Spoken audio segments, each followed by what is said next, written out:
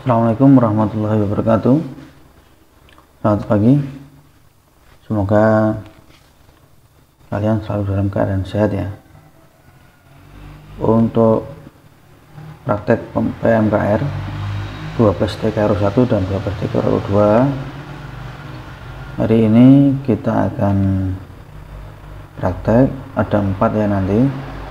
Sebelumnya akan kita bagi dulu.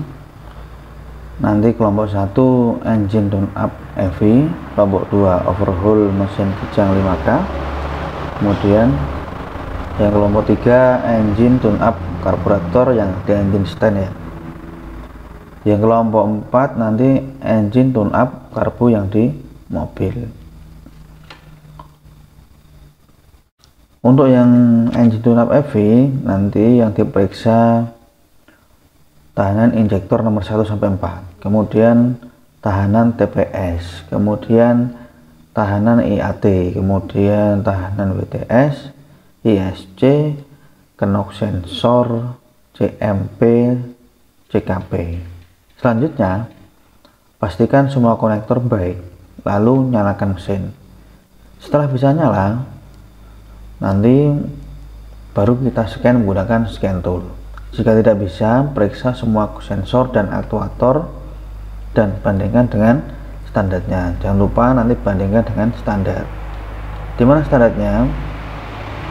Nanti akan saya share ya di deskripsi video ini.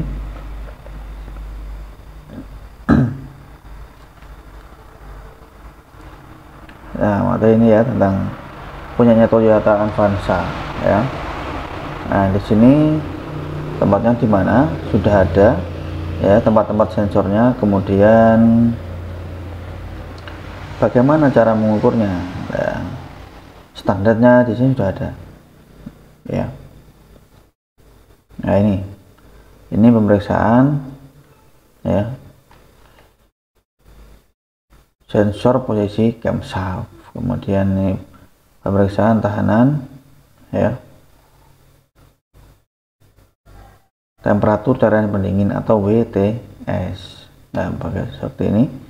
Kemudian sensor temperatur udara masuk. Nanti job sheet yang digunakan ini ya, silakan diisi di sini. Hasilnya silakan diisi di sini, kemudian standarnya diisi di sini, kemudian disimpulkan berdasarkan hasil dan standar. Kesimpulannya bagaimana, masih bagus atau sudah jelek sehingga perlu dilakukan penggantian. Kemudian yang lain ini, untuk yang emisi gas buang ini nanti menggunakan exhaust gas analyzer ya. Jadi form ini untuk yang kelompok 1 silakan dipindah di bukunya, kemudian diisi ini berdasarkan hasil dari pemeriksaan tadi. Setiap satu anak membuat satu ini ya, dipindahkan di bukunya. Kemudian yang kelompok 2 OH engine ya, yang kelompok 2 menggunakan nanti verna kaliper, micrometer, dan dial bore G ya.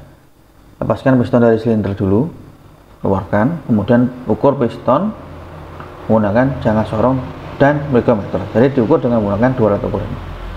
Sedangkan untuk yang diameter silinder menggunakan dial bore G ya. Tapi sebelumnya ukur dulu pakai verna kaliper berapa angka kasar atau berapa diameter kasar daripada silinder tersebut. Kemudian dimasukkan atau disetting di micrometer berapa, kemudian baru menggunakan dial bore G ya. Jangan lupa sebelum mengukur verna kaliper dan micrometer dikalibrasi. Nanti untuk kelompok 2 menggunakan job sheet ini ya. Nah, nanti pistonnya berapa, X1 berapa, X2 berapa, X3 berapa, kemudian Y1 berapa, Y2 berapa, Y3 berapa, kemudian ditentukan keterusan maksimum berapa, kemudian keovalan berapa, keausannya maksimum berapa ya. Silakan dilihat di buku manual ini ya. untuk menentukan keausan maksimum. Kemudian kesimpulannya bagaimana, masih bisa digunakan atau tidak. Sama halnya dengan yang di diameter silinder ya, X1, X2, X3, Y1, Y2, Y3. Jadi atas, tengah, bawah. Sama, nanti ditentukan keausan maksimum berapa, keovalan berapa, keterusan berapa, dan disimpulkan. Nah, untuk bagaimana menentukan keovalan pada piston, keovalan dan keterusan pada piston ya. Perhatikan hasil pengukuran tadi di job sheet. Kemudian untuk keovalan carilah selisih ya, selisih X1 dan Y1 hasilnya berapa, X2 dan Y2. Selisih ini bisa dibolak-balik ya, bisa Y1 dikurangi YX1 atau X1 dikurangi Y1. Berlaku juga untuk yang ini, X2, Y2, X3 dan Y3. Nanti hasilnya berapa, cari selisih yang terbesar. Kemudian untuk keterusan juga sama, selisih X1 sama X3, selisih Y1 dan Y3, kemudian cari yang terbesar. Ini untuk piston. Kemudian untuk yang silinder, keovalan dan keterusan ya, keovalan dan keterusan, selisih antara X1 dan Y1. Ini untuk keovalan ya, keovalan. Kemudian X2 dan Y2, X3 dan Y3, cari yang terbesar.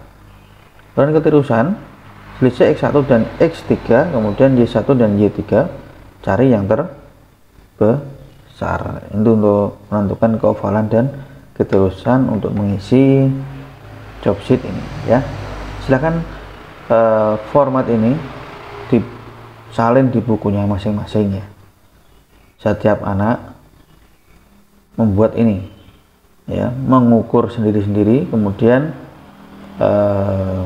menyimpulkan juga sendiri-sendiri.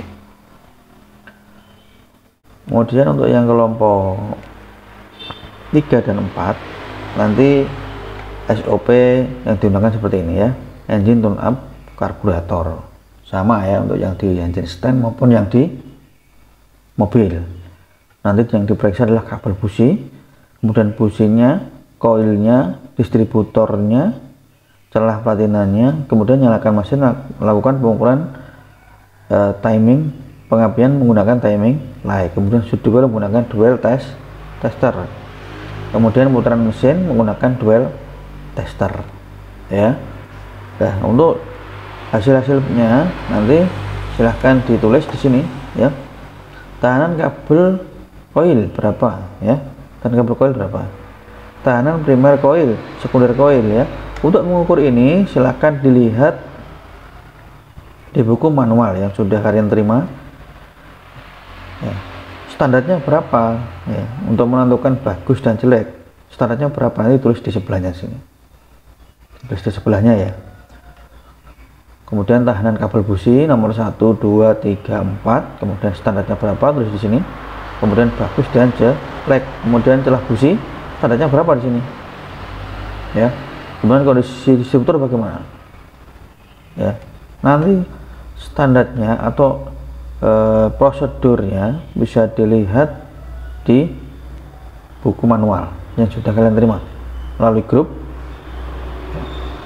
ya. Yang terakhir nanti celah platinanya berapa, standarnya berapa, kemudian timing pengapian ya, sudut duel dan putaran mesin. Nah, nanti setelah selesai ya, selesai baru dikumpulkan ya. Jadi semuanya ini, format ini silahkan dipindah di bukunya,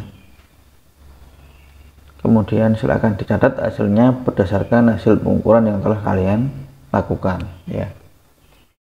Ini tugas ini sama dengan kelompok lain secara individu ya, secara individu. Jangan lupa menulis nama kelas, nomor absen dan tanggal. Nama, kelas, nomor absen dan tanggal untuk prakteknya kapan dilakukan ya. Jadi yang diperiksa seperti itu, yang karbu, baik yang karbu di stand maupun yang di mobil ya.